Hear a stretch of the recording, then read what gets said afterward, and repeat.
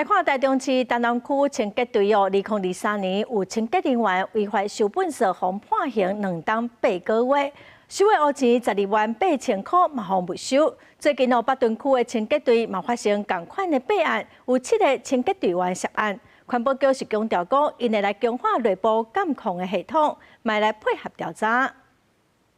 货车甲粪扫车后斗相接，不少业者直接甲一般粪扫甲事业粪扫等入去粪扫车。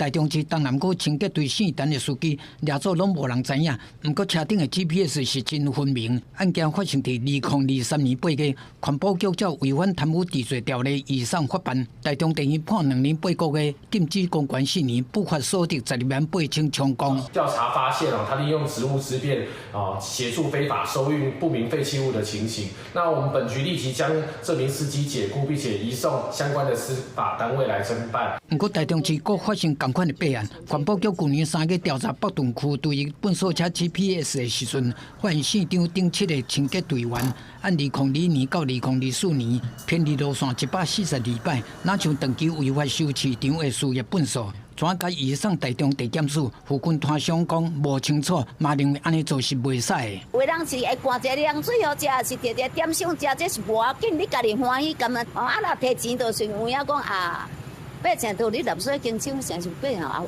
比贪污，这是有影啦。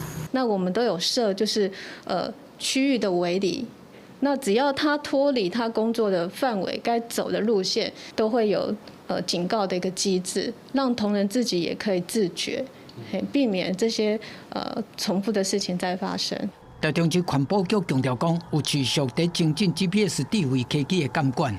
强化收载粪扫的透明度，后续会配合检方调查。记者综合报道。